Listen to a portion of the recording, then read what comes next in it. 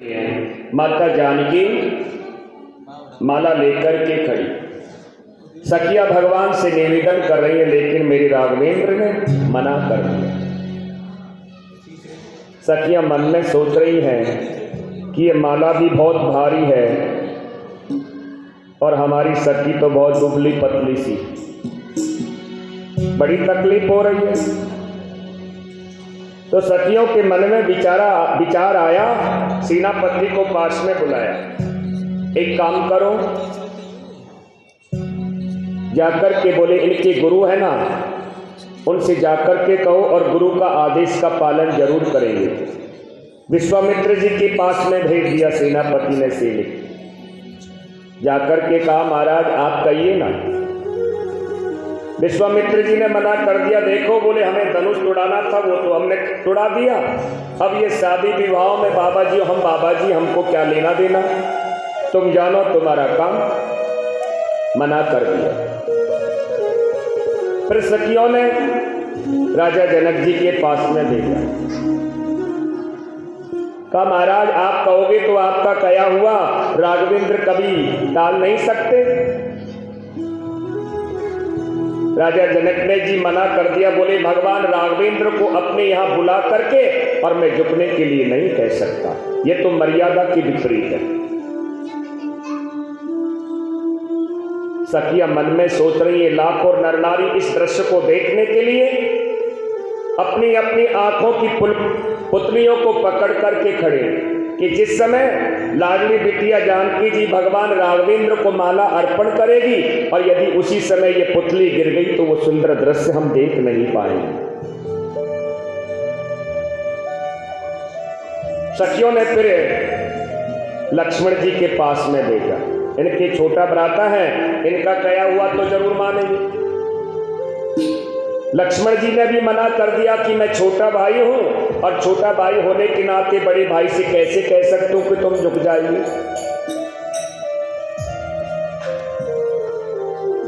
अब सखियां थोड़ी उदास से होने लगी।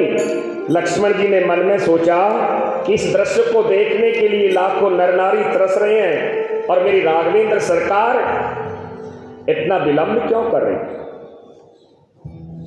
मुझे ही कुछ करना पड़ेगा। तो लक्ष्मण जी ने क्या किया, लक्ष्मण जी अपने सिंहासन से खड़े हुए और जाकर के भगवान राघवेंद्र के चरणों में साष्टांग लेट गए।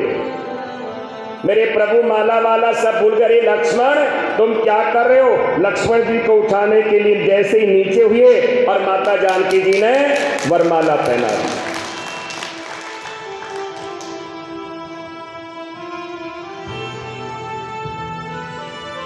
अब वरमाला अर्पण हो गई।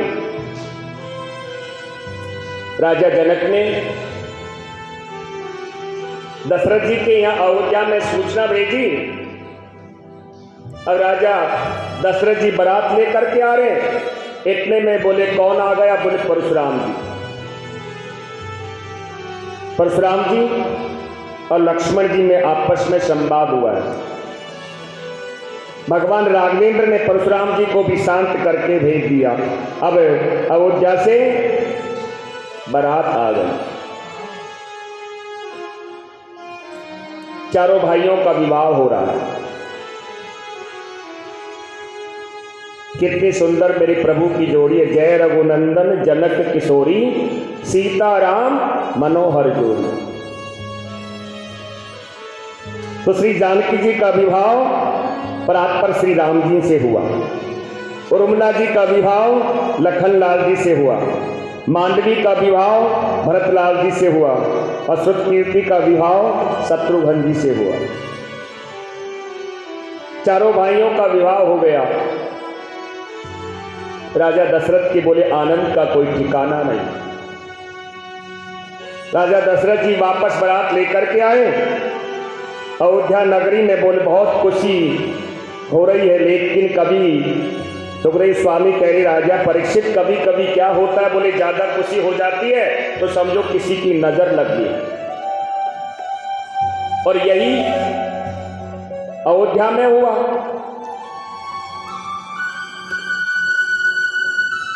भरत शत्रुघ्न तो या मामा के यहां चले गए इधर राजा दशरथ ने भगवान राघवेंद्र को राज सिंहासन पर बैठाना चाहा। राज सिंहासन पर बैठने की तैयारियां चल रही हैं। इतने में एक मंथरा नाम की दासी है, उसने आकर के क्या किया, कैकेयी को भड़का दी। कैकेयी जब भी नहीं मानी तो मंत्रा ने कहा, को नृप होए हमें क्या हानि, चेरी छोड़ के होए की रानी। कोई राजा बनो चाहे, हमको क्या लेना देना, हम तो वही दासी की दासी रहेंगे। मंत्रा ने कहा, बहुत सुंदर मौका, एक काम करो, तुमने जो वरदान, जो धरोहर में वरदान रखे हैं तो राजा दशरथ जी से मांग लीजिए। एक में तो भरत जी को बोले राज अभिषेक, एक में तो भरत जी को राज।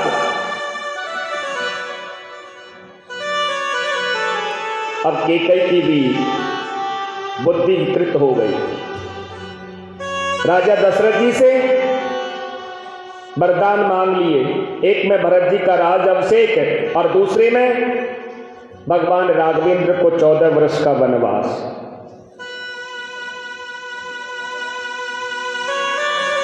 जैसे ही लक्ष्मण जी को पता चला, माता जानकी जी को पता चला, इनको भगवान राघवेंद्र ने बहुत समझाया, लेकिन लक्ष्मण जी और माता जानकी जी भी भगवान राघवेंद्र के साथ में बन के और प्रस्थान कर गए। अयोध्यावासी भी इनके साथ में हैं। तमसा नदी के किनारे सोते हुए अयोध्यावासियों को छोड़ करके आगे बढ़ गए श्रृंगवेरपुर में, जहां निषाद राज से इनकी मित्रता हुई।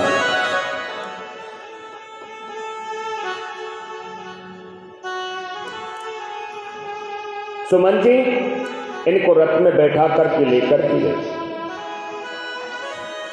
इधर सुमन जी को भगवान राघवेंद्र ने वापस लौटा दिया।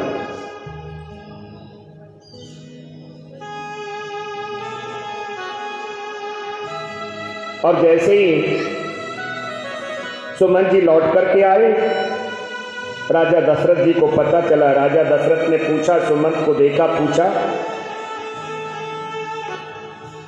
कि तुम भगवान राघवेंद्र को लौटा करके नहीं लाए? महाराज, मैंने बहुत आग्रह किया लेकिन वो नहीं माने। तो राजा दशरथ जी ने राम राम कही राम कही, राम राम कही राम, तन पर हरि रघुवीर विरे, राव गयो सुरधाम। राम राम राम राम करते हुए अपने पंच भौतिक शरीर का त्याग कर दिया।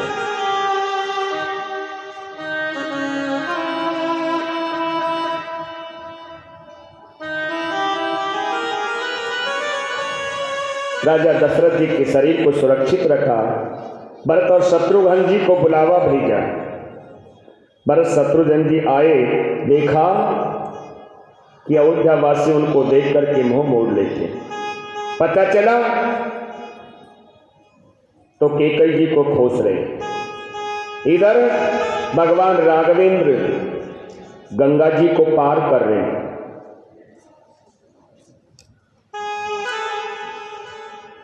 केवट आ गया। केवट ने आकर के केवट से कहा, भैया केवट, हमें गंगा पार जाना है। बोले, प्रभु पहले आपके चरण पखारूंगा, क्योंकि हमने सुना है कि आपके चरण बड़े जादूगर हैं। आपने पत्थर की शिला को छुआ चरणों ने तो नारी बन गई, और मेरी तो यह काठ की बोले नाव है, ये कहीं नारी बन गई तो मेरा तो गुजारा कैसे चलेगा? एक ही नारी मुझसे नहीं संभल रही है, दूसरी नारी को कैसे पालन करूंगा? मेरा तो रोजगार खत्म हो जाएगा। तो प्रभु मैं आपके चरण पखारूंगा। तो केवट जी ने भगवान राघवेंद्र के चरण पखारे, और भगवान राघवेंद्र माता जानकी जी और लक्ष्मण जी गंगा जी से पार जा रहे हैं। केवट जी लगा रहे हैं। केवट कह रहे हैं गंगा मैया से, मेरी नैया में लक्ष्मण राम, गंगे मैया धीरे बहो। मेरी नैया में लक्ष्मण राम, गंगा मैया धीरे बहो। मेरी नैया में लक्ष्मण राम, गंगे मैया धीरे बहो। मेरी नैया में लक्ष्मण राम, गंगा मैया धीरे बहो। धीरे बहो मैया होले बहो, धीरे बहो मैया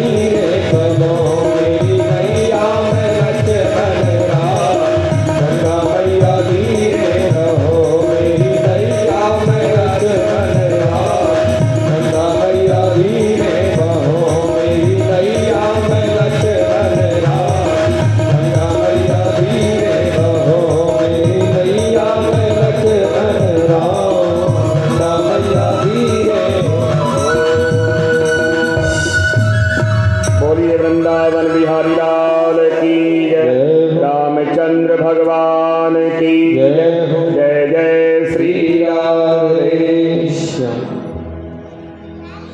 कहते हैं कि भगवान राघवेंद्र गंगा जी को पार किया, भरद्वाज जी के आश्रम में गए, वाल्मीकि आश्रम में गए, फिर कहाँ गए? पंचवटी। इधर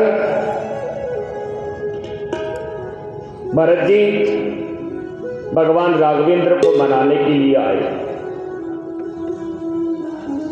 भगवान राघवेंद्र को मनाने के लिए, वापस ले जाने के लिए आए। साथ में तीनों माताएं हैं, गुरु वशिष्ठ जी हैं। भगवान राघवेंद्र से बहुत आग्रह किया, भगवान राघवेंद्र ने मना कर दिया। तो भरत जी ने कहा भगवान राघवेंद्र से कि आप नहीं चल सकते तो एक काम करिए, आपके दोनों जो खड़ा हुआ है ना, इनको दे दीजिए, यही राज सिंहासन पर विराजित हो जाएंगे, मैं समझूंगा कि भगवान राघवेंद्र ही है।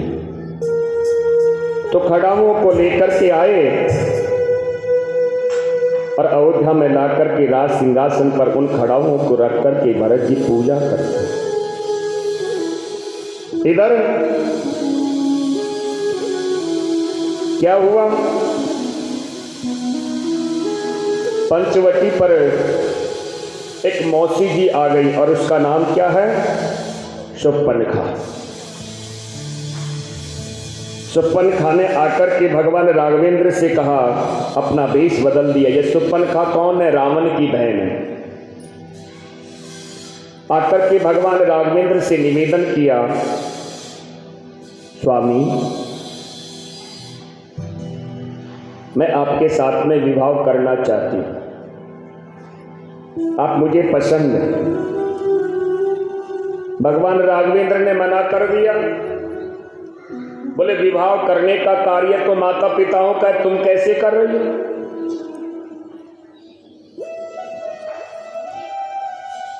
माता पिता जिसको भी बोले देखते हैं वो मुझे पसंद नहीं है, और मैं स्वामी वर ढूंढने के लिए निकल पड़ी।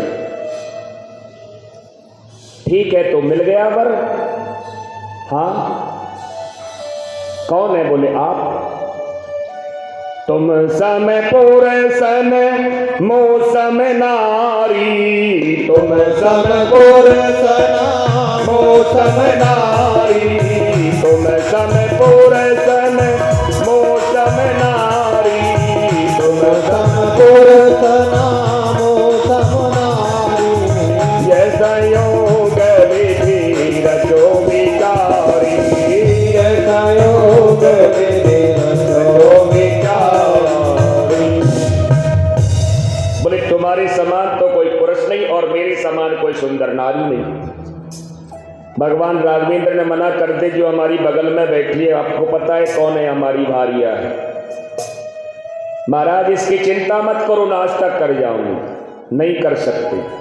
भगवान राघवेंद्र ने लक्ष्मण जी की ओर भेज दिया, जाओ वृक्ष के नीचे बैठे हैं गोरे गोरे, उनसे जाकर के विवाह कर लो, वो कुमार है।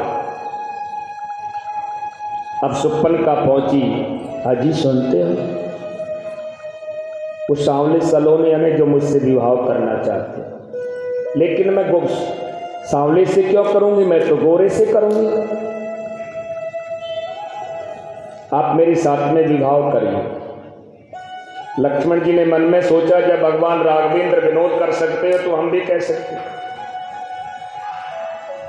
तो लक्ष्मण जी ने कहा, देखो हमसे विवाह करोगी तो आपको तकलीफ मिलेगी, क्योंकि वो अयोध्या के राजा हैं, हम उनके दास हैं, और दास की बोले क्या कार्य होता है? सेवा। एक काम करो, बोले माही जाओ। इशारा से कह रहे हैं कि पिताजी 3-3 रख सकते हैं, तो क्या तुम 2 भी नहीं कर सकते? तो कभी इधर भेज देते हैं, कभी इधर। शूर्पणखा को क्रोध आ गया, बोले तुम लोगों ने मुझे पागल समझ के रखा है।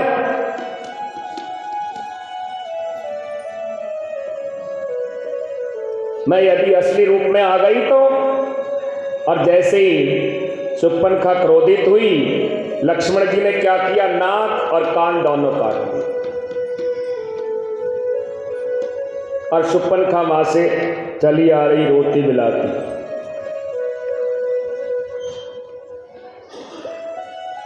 रावण से आकर के कहा, रावण ने मारीच नाम के भेजा निशाचर को मृग बन करके आया और जिस कुटिया में पंचवटी पर जहां भगवान राघवेंद्र ने माता जानकी निवास करते हैं उसी के ओर घूमना प्रारंभ कर दिया। सीता कथा स्वयं दीपिक्षम सृष्टम विलोकम नपते दशकंदरेना जगन भूत वपुषम श्रमतो में कृष्टो मारीचिमा सुविसेनम यथा कुमग्रह।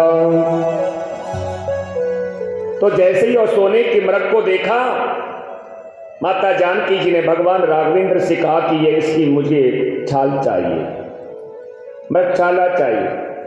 भगवान राघवेंद्र ने समझाया लेकिन नहीं मानी। तो लक्ष्मण जी से कह करके गए, लक्ष्मण मैं इस मृग के पीछे जाता हूं और तुम माता जानकी की रक्षा करें। ठीक है भैया। तो भगवान राघवेंद्र चले गए उस मृग के पीछे, जो मारीच नाम का राक्षस जो मृग बना था सोने का, और जैसे ही उसकी तीर लगा, अब उसने जोर से कह दिया, हाय लक्ष्मण। अब लक्ष्मण जी का नाम पुकारा। माता जानकी जी ने सोचा कि भगवान राघवेंद्र के ऊपर, मेरे स्वामी के ऊपर कोई तकलीफ आ गई, इसलिए लक्ष्मण जी को पुकारे। माता जानकी जी ने लक्ष्मण जी से कहा, लक्ष्मण जी ने मना किया, नहीं मानी। तो लक्ष्मण जी ने एक रेखा खींच दी। कहा माता जानकी जी से कि आप इस रेखा से बाहर मत निकलना, जब तक इस रेखा के अंदर आप रहोगी तुम्हारा कोई बाल भी बांका नहीं करेगा। इधर लक्ष्मण जी चले गए और रावण अपना साधु का वेश बना करके और कुटिया के पास में आ गया, कहने लगा, भिक्षाम देहि। माता जानकी जी भिक्षा लेकर के आई। रावण जैसे घुसने लगा तो उस रेखा का उल्लंघन नहीं कर पाया। रावण जैसे ही माता जानकी जी भिक्षा देने लगी, रावण ने कह दिया, हम किसी की रेखा की बंधी हुई भिक्षा नहीं लेते, बाहर निकल करके आओगी तो हम भिक्षा ले लेंगे, नहीं हम महात्मा है, बोले श्राप दे देंगे। तो माता जानकी जी बाहर निकल के आई। रावण ने अपना असली वेश में आ गए और माता जानकी जी का हरण करके ले गए। इधर ये दोनों भाई मिल गए, माता जानकी जी को ढूंढ रहे हैं। गीतराज जटायुओं से इनकी भेंट हुई। मेरे प्रभु के गोद में जटायु ने अपने प्राण त्याग दिए और भगवान राघवेंद्र से कह दिया कि रावण माता जानकी जी का हरण करके ले गया। इधर भगवान हनुमान जी का और मेरे राघवेंद्र सरकार का मिलन हुआ, सुग्रीव से मित्रता कराई और माता जानकी जी की खोज में निकल पड़े। जामवंत जी आदि साथ में, हनुमान जी के साथ में। अब हनुमान जी जैसे समुद्र के किनारे आए तो जामवंत जी हमारे हनुमान जी को उनके बल को याद करा रहे, कह रहे, पवन तनय बल पवन समाना, पवन तनय बल पवन समाना, होते विवेक विज्ञान निधाना, होते विवेक विज्ञान निधाना, कौन तो काज कठिन जग नारी, कौन तो काज कठिन जग नारी, जो नहीं होए तात तुम भाई, जो नहीं होत तात तुम भाई, राम काज लगी तब अवतारा, राम काज लगे तब अवतारा, सुन कहीं भाया हूँ पर्वत गारा, सुन कहीं भाया हो पर्वत गारा।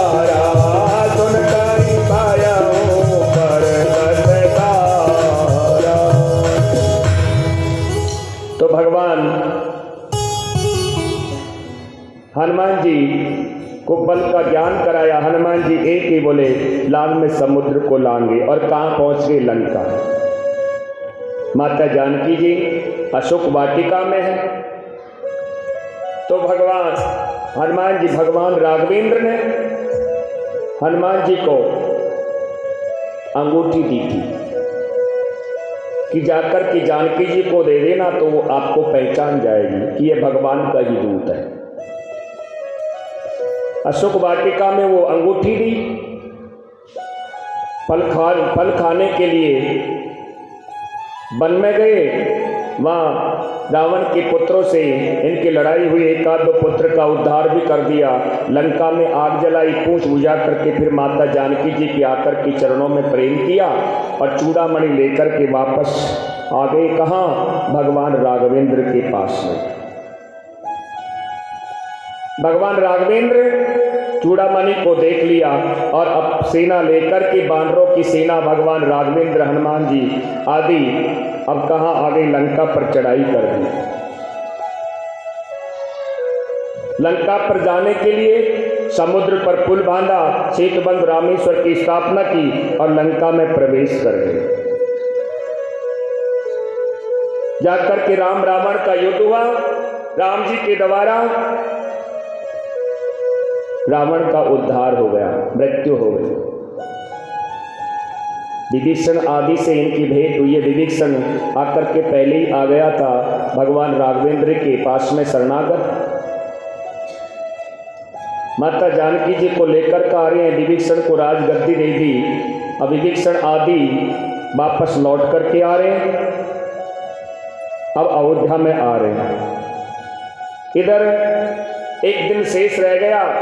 भरत जी मन में सोच रहे हैं कि एक दिन शेष रह गया, यदि भगवान राघवेंद्र नहीं आए तो मैं जीवित नहीं होऊंगा, पहले ही कह दिया था। तो हनुमान जी ने आकर के सूचना दी, भगवान राघवेंद्र आ गया और बड़ा आनंद उत्सव मना। भगवान राघवेंद्र वापस राजगद्दी पर बैठ गए। बोलिए राजा रामचंद्र भगवान की जय। हम भी भगवान के चरणों में थोड़ा प्रणाम करते हैं, फिर चंद्रवंश की ओर बढ़ेंगे। रघुनंदन अवध बिहारी जी, सुध लेना हमारी। रघुनंदन अवध बिहारी जी, सुध लेना हमारी। रघुनंदन अवध बिहारी जी, सुध लेना हमारी। रघुनंदन अवध बिहारी जी, सुध लेना हमारी। रघुनंदन अवध बिहारी जी, सुध लेना हमारी। रघुनंदन अवध बिहारी जी, सुध लेना हमारी। भक्तन के हितकारी जी, सुध लेना हमारी। भक्तन के हितकारी जी, सुध लेना हमारी।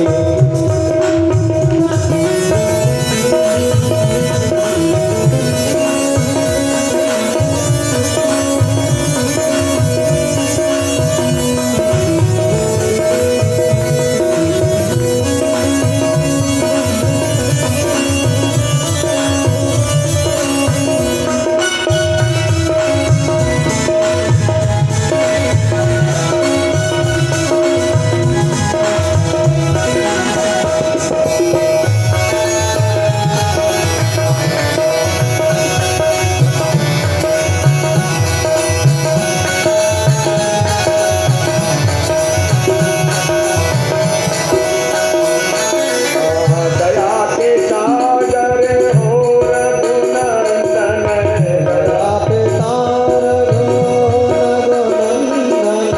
दया के सागर हो रघुनंदन, दया के सागर हो रघुनंदन। हम सब करते आपको वंदन, हम सब करते आपको वंदन। हम सब करते आपको वंदन, हम सब करते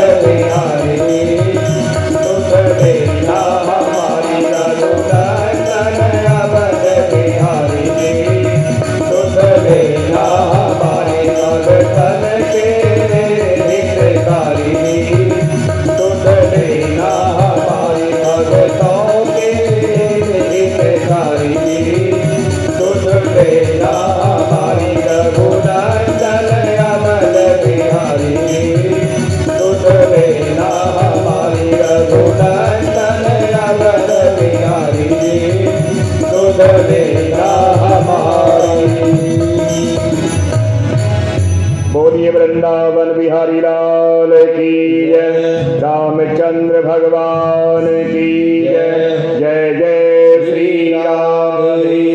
श्याम। यह मेरे भगवान राघवेंद्र की लीलाएं।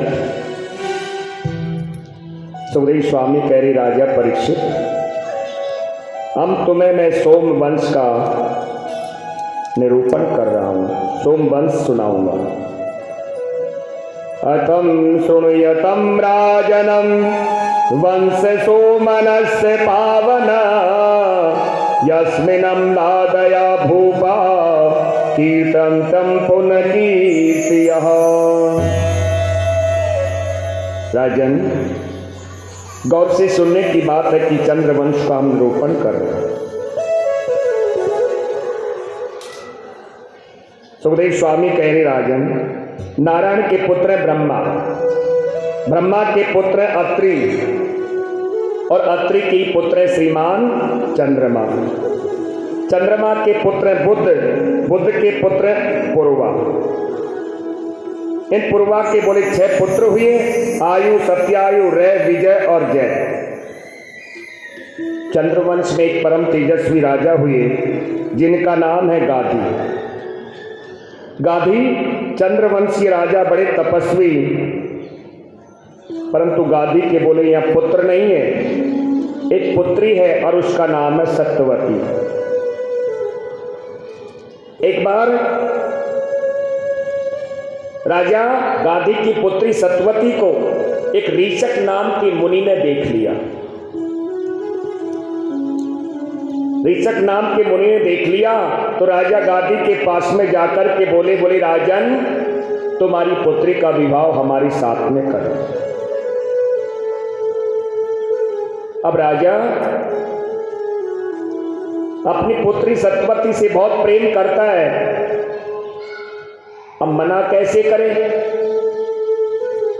मन में सोच रहा है, कहां तो मेरे फूलों में पली हुई राजकुमारी और कहां एक बाबा ये पक्कड़दास।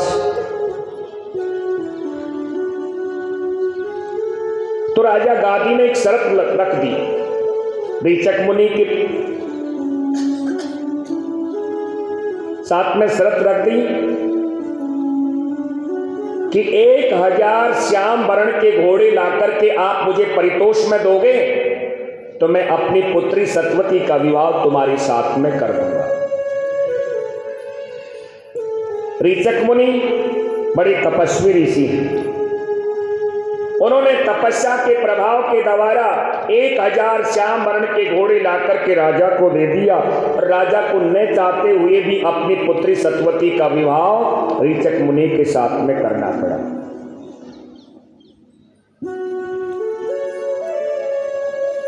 ऋषक मुनि अपनी पत्नी सत्यवती को लेकर के आश्रम में चले गए। इधर राजा गादी बड़ा दुखी, एक ही तो कन्या थी और वो भी चली गई, पराई हो गई। फिर मन में सोचा एक दिन बैठे बैठे कि हमारे दामाद बड़े तेजस्वी हैं, बड़े प्रतापी हैं,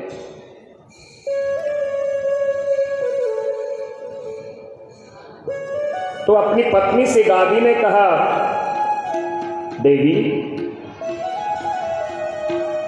एक काम करो। क्या? बोले जब हमारी पुत्री मिलने के लिए आएगी, अब मैं पुत्री होने के नाते मैं तो कह नहीं सकता, लेकिन आप तो कह सकती हैं। तो जब पुत्री आए तो उससे कहना कि हमारा दामाद कोई ऐसी औषधि बनाए जिससे हमें पुत्र की प्राप्ति हो जाए। तो सत्यवती जैसे ही मिलने के लिए आई, सत्यवती की मां ने कहा, और सत्यवती ने जब मां ने कहा तो सत्यवती ने जाकर के अपने पति ऋषक मुनि से कहा। तो ऋषक मुनि ने एक औषधि युक्त एक चरू बनाई, खीर बनाई, एक सासू जी के लिए, एक अपनी पत्नी के लिए। अब पत्नी के लिए जो चरू थी वो थोड़ी ज्यादा थी पात्र में, और सासू जी के लिए थी वो कम थी।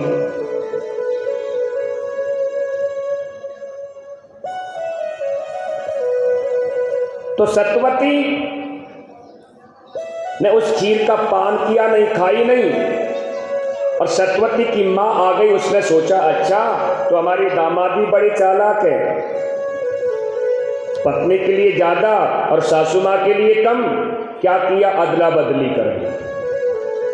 ज्यादा चरू होगी तो ज्यादा औषधि होगी, ज्यादा वो कम उठाएगी। अब अदला बदली कर ली तो रीचक मुनि के जहां ये पुत्र हुआ उसका नाम है जमदग्नि।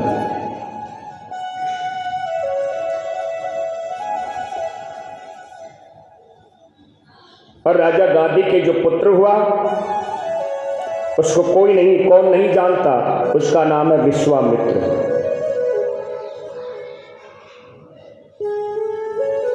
कहते हैं कि विश्वामित्र क्षत्रिय होते हुए भी अपने कर्म के द्वारा ब्राह्मणों में सम्मिलित हो गया, ब्रह्म ऋषि कहलाए।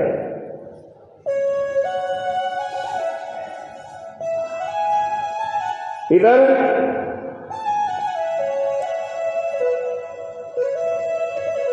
जमदग्नि रीचक मुनि के पुत्र हैं, बड़े हो गए, इनका विवाह हो गया। और जमदग्नि के भी 4 पुत्र हैं। सबसे छोटे पुत्र का नाम है परशुराम और जमदग्नि की पत्नी का नाम है रेणुका।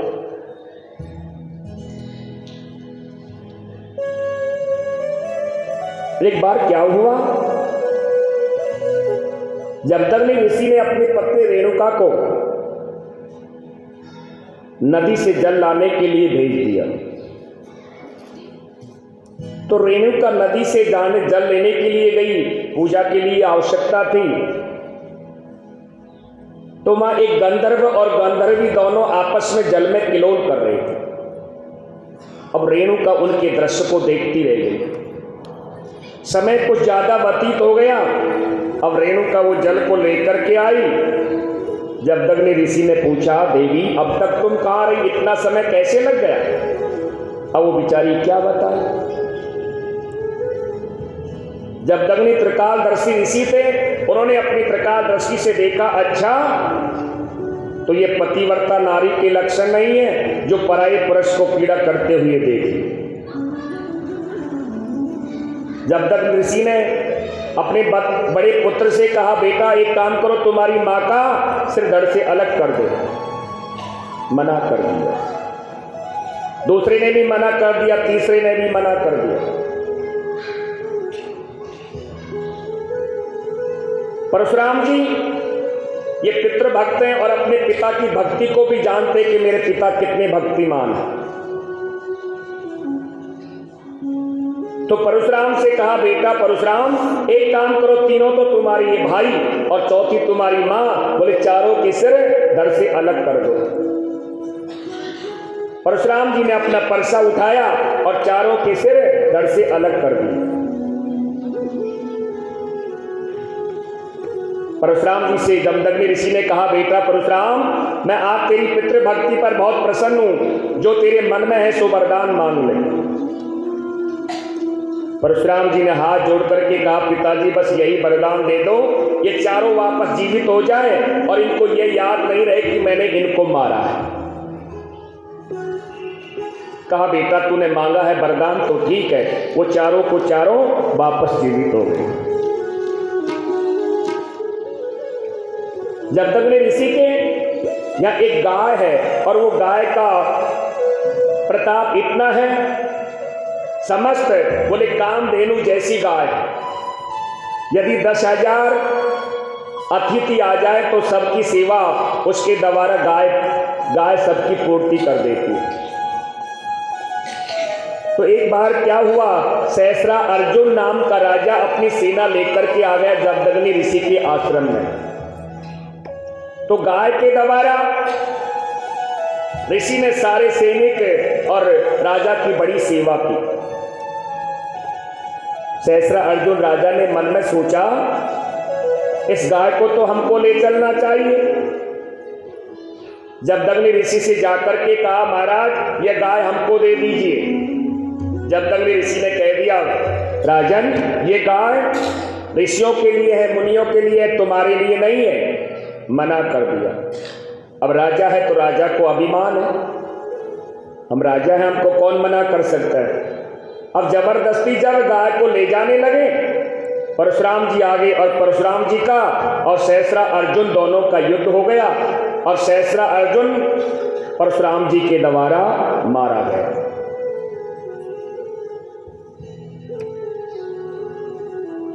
परशुराम जी के द्वारा मारा गया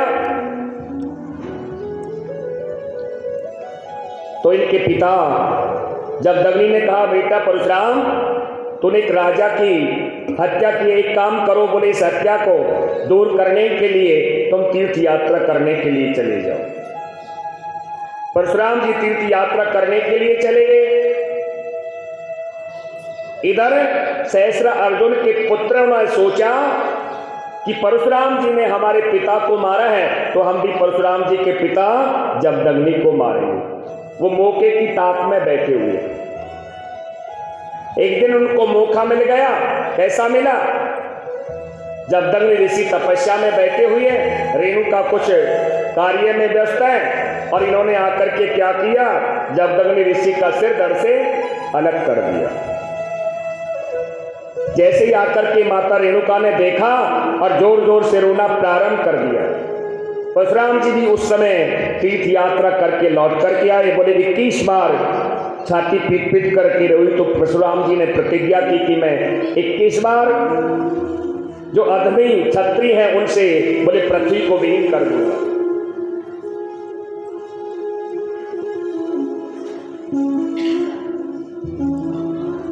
परशुराम जी ने बोले अत्याई जो राजा थे, जो क्षत्रिय, उन्हें दंडित किया संत परशुराम जी।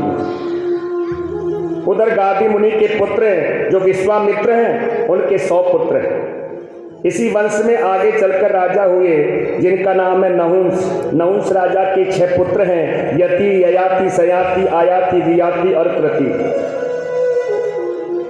इनमें ययाति नाम के जो दूसरे नंबर के पुत्र हैं, उन ययाति नाम के राजा का विवाह देवयानी यानी शुक्राचार्य जी की पुत्री देवयानी के साथ में हो गया।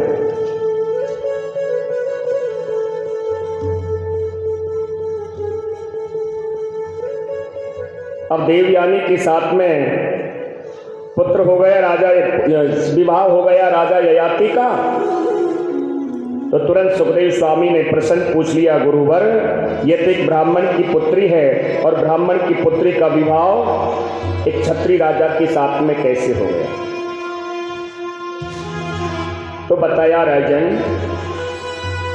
एक बार क्या हुआ, देवताओं के गुरु हैं बृहस्पति और असुरों के गुरु हैं शुक्राचार्य। तो गुरु शुक्राचार्य मृत संजीवनी विद्या जानते हैं। तो देवताओं के गुरु ने अपने पुत्र कक्ष को मृत संजीवनी विद्या पढ़ने के लिए शुक्राचार्य जी के पास में भेज दिया। शुक्राचार्य जी उसको मृत संजीवनी विद्या सिखा रहे। बार बार असुर मार देते हैं लेकिन मृत संजीवनी विद्या के द्वारा जीवित हो जाता है, क्योंकि देवयानी मनी मन में जो गुरु बृहस्पति के पुत्र हैं उन्हें पति मान बैठी, प्रेम कर बैठी। अब